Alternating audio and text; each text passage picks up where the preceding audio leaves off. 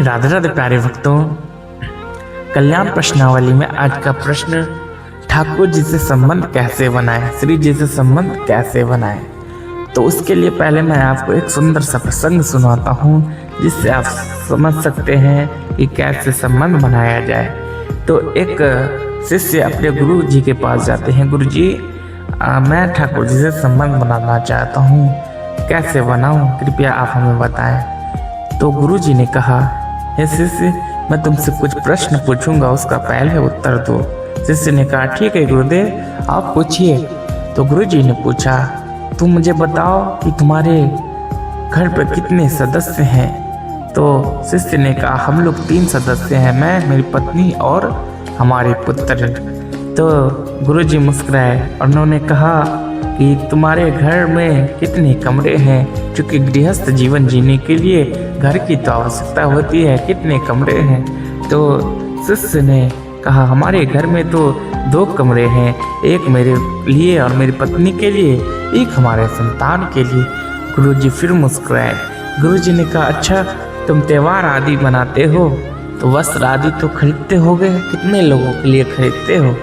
तो शिष्य ने कहा, हे गुरुदेव हम तो 3 लोग हैं और 3 लोगों के लिए ही हम खरीदते हैं। तो गुरु जी मुस्कुराते हुए पूछा, अच्छा तुम त्योहार आदि मनाते हो तो कितने लोगों के लिए व्यंजन, सुंदर सुंदर पकवान आदि बनाते हो। तो शिष्य ने कहा, हे गुरुदेव 3 लोग हैं तो 3 लोगों के लिए ही तो हम बनाते हैं। तो गुरु जी ने कहा, अरे तुम ठाकुर जी से संबंध बनाना चाहते हो, लेकिन तुम ठाकुर जी को तो अपना कभी समझते ही नहीं, तो कैसे वो संबंध बनाएगा। शिष्य कहता, अर्थात गुरुदेव आप क्या कहना चाहते हैं, हमें समझाएं। तो गुरु जी समझाते हैं, अरे तुमने घर बनाया तो केवल 2 लोगों के, 3 लोगों के लिए ही बनाया, एक स्वयं के लिए, अपनी पत्नी के लिए और एक अपने संतान के लिए। क्या तुमने सोचा कि तुम्हारे घर में ठाकुर जी भी हैं तो उनके लिए भी एक घर होना चाहिए था ना। तो शिष्य ने कहा, हाँ गुरुदेव। फिर गुरु जी ने कहा, अरे तुम जब भी वस्त्र आदि खरीदते हो तो केवल अपने लिए, अपने पत्नी और अपने संतान के लिए खरीदते हो। क्या तुमने सोचा कि तुम्हारे घर में ठाकुर जी भी हैं, उनके लिए भी एक वस्त्र होना चाहिए। तो शिष्य कहते हैं, हाँ गुरुदेव आपने बिल्कुल सही कहा।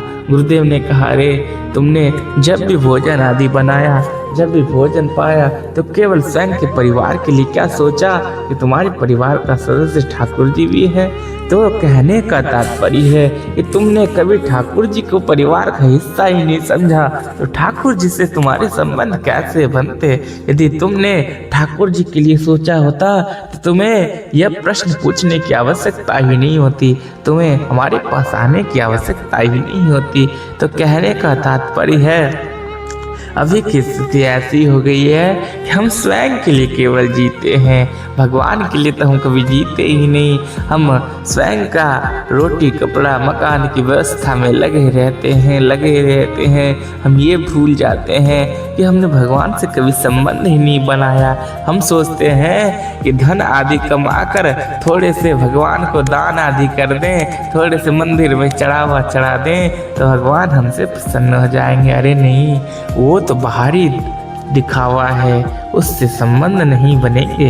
यदि आंतरिक संबंध चाहते हैं तो ठाकुर जी से अपना संबंध तो बनाइए। आप जैसे अभी की स्थिति ऐसी है कि हम जब भी मंदिर आदि जाते हैं तो हम वहाँ पर मनोकामना मांग लेते हैं, हे प्रभु ये मनोकामना पूर्ण कर दो, हम ये चढ़ावा चढ़ाएंगे, ये पूर्ण कर दो, ये चढ़ावा चढ़ा देंगे। बड़ा तीनों लोगों के स्वामी को किसी चीज की कमी है क्या? वो आपके चढ़ावे के भूखे हैं? नहीं, उनको क्या ही कमी है। लेकिन क्या आप कभी मंदिर जाकर यह पूछते हैं, हे मेरे ठाकुर जी आप कैसे हैं, हे महादेव आप कैसे हैं, मैया आप कैसी हैं? क्या हम कभी उनका ख्याल करते हैं, उनका ध्यान रखते हैं? हे मैया आपने कुछ खाया या नहीं खाया, आप सोए या नहीं सोए, हे ठाकुर जी आप सोए या नहीं सोए? हाँ, कभी हम सोचते हैं? नहीं। हम जब भी महादेव के मंदिर जाते हैं, ठाकुर जी के मंदिर जाते हैं, केवल मनोकामना ही रखते हैं मन में, लेकिन कभी हम उनसे पूछते हैं वो कैसे हैं, उनका ख्याल करते हैं? नहीं।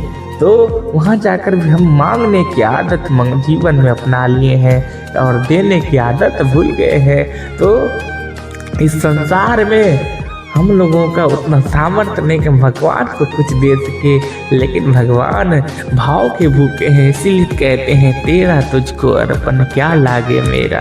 अर्थात भगवान ने ये शरीर दिया है, भगवान ने हमें इंसान बनाया है, मनुष्य रूप दिया है, और हम इस मनुष्य रूप में ही तो उनका ध्यान रख सकते हैं, उनके लिए सोच सकते हैं। तो जब भी मंदिर आदि जाए तो वहाँ पूछिए भगवान आप कैसे हैं, भगवान आपने पाया या नहीं पाया। अब भगवान का केयर करना शुरू करिए तो देखिए आपका उनका कैसा संबंध बन जाएगा। अभी ठंड आदि का दिन है, बहुत सारे मंदिर ऐसे हैं जहाँ पर्दा आदि का भी व्यवस्था नहीं है। ठंड में हमारे भगवान कैसे रह रहे होंगे।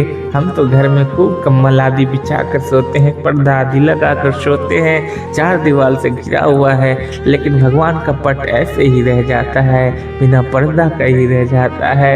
तो भाव लाइए कि मैं भी उसकी पूर्ति करूंगा।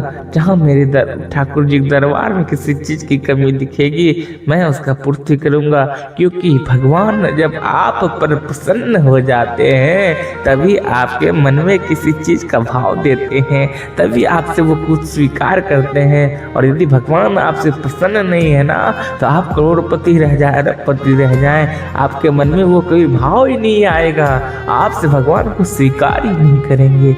इसीलिए आप उनसे संबंध बनाना प्रारंभ करिए, आंतरिक संबंध बनाइए।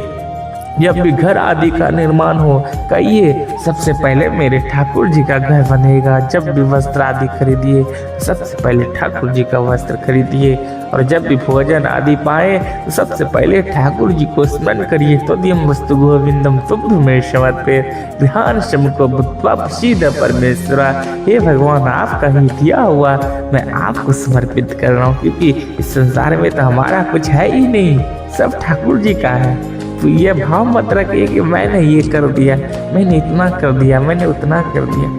आपकी कोई हिम्मत नहीं है आप कुछ कर सकें, आपका कोई सामर्थ्य नहीं है आप कुछ कर सकें। तो ठाकुर जी ने वो सामर्थ्य आपको दिया, सारा चीज ठाकुर जी का है। इसलिए कहते हैं तोद्यम वस्तु गोविंदम, हे प्रभु आपका ही तो वस्तु है, तुम भी मेरे समर्थ आप ही को सम्मत किए। मैं सामर्थ्यवान होकर आपकी कृपा से सामर्थ्यवान होकर मैं आप ही को यह दे रहा हूँ।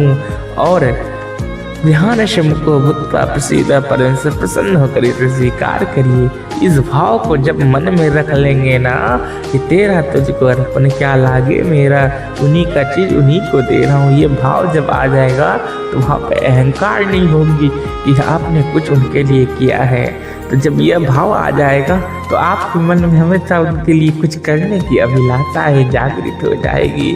तो जब वो अभिलाषाएं जागृत हो जाएगी तो आप अपने भगवान के लिए हमेशा सोचेंगे।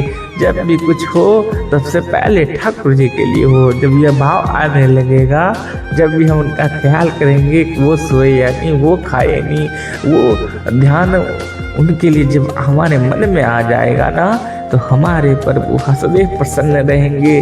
फिर कुछ मांगने की तो आवश्यकता ही नहीं। जब तीनों लोगों का स्वामी हम पे रिझ जाएंगे तो हमें क्या ही कमी होगा। बिना मांगे ही आपकी सब कुछ पूर्ति हो जाएगी। आपको फिर खुद के लिए स्वयं के लिए कुछ सोचना ही नहीं पड़ेगा। तो वो संबंध तो बनाइए, वो भाव तो बनाइए। हम लोग केवल स्वार्थ में बह गए हैं। अभी की स्थिति ऐसी है कि हम दिखावा भी करने लगते हैं, हमने ये कर दिया, हमने वो कर दिया, तो उससे एक अहंकार आने लगता है। अभी हम लोग देखते हैं कि हमारा और ठाकुर जी का जो संबंध है वो सदैव गुप्त होना चाहिए, लेकिन हम लोग देखते हैं कि सब लोग उसको प्रदर्शित कर रहे हैं। भगवान को भोजन करवाते हुए भी प्रदर्शित करते हैं, फोटो खींच कर डालते हैं। नहीं, यह प्रेम गुप्त होना चाहिए। भगवान का स्नान भोजन ये सब गुप्त रूप से होना चाहिए, इसे सार्वजनिक मत करिए। यदि आपका एक संबंध बन गया है ठाकुर जी से, उसे सार्वजनिक मत करिए। भगवान को कोई आवश्यकता नहीं आप डलिया पर घुमाओ, यहाँ यत्र तत्र लेकर जाओ, ये सब बिल्कुल आवश्यक नहीं है। आप भगवान को घर पे रखिए, वहीं पर उनकी सेवा करिए। यदि आप कहीं जा रहे हो तो उनको अच्छे से बिल्कुल सही रूप से साथ में अगर रख सकते हैं तो साथ में रखिए, और नहीं तो उनको कहीं घर पर रखिए, किन्हीं को जिम्मेदारी दे दीजिए कि वो उनकी अच्छे से सेवा करे। उस भाव से आप जाइए, मन ही मन उनके लिए आप वहाँ पर सोचिए, ना कि जहाँ तहाँ ट्रेन आदि पर, होटल आदि में उन्हें रख दीजिए। चूँकि उनका देवत्व है, उनका सम्मान बिल्कुल नष्ट मत करिए। इस बातों का जीवन में ध्यान रखिए, और जब आप ठाकुर जी के लिए सोचने लगेंगे ना, तो मैं कहता हूँ ठाकुर जी आपके जीवन में किसी चीज़ की कमी ही नहीं होने देगी। क्योंकि जब हम अपने के लिए सोचते हैं और जब अपना हमारा इतना ख्याल रखते हैं, तो सोचिए तीनों लोग का स्वामी जब आपका अपना हो जाए तो वो आपका कितना ख्याल रखेंगे, वो अपना आपको कितना ध्यान रखेंगे, आपका कितना मान सम्मान रखेंगे, वो आपको कितना प्यार देंगे, कितना स्नेह देंगे। इसीलिए ऐसा संबंध बनाइए कि ठाकुर जी आपका हो जाए। जय श्री राधे, जय जय श्री राधे। और एक बात का सदैव ध्यान रखना है, भगवान का नाम का स्मरण करिए। भगवान के लिए कैसे यादें बनी रहेगी, जब हम भगवान को हमेशा याद करते रहेंगे। तो आप प्रतिदिन नाम जप करिए, श्री राधा कृष्णाय नमः, श्री राधा कृष्णाय नमः। और जब राधा के साथ कृष्ण को हम स्मरण करने लगेंगे तो भगवान हम पे रीझ जाएंगे और हम पर सदैव कृपा बनाए रखेंगे। जय श्री राधे।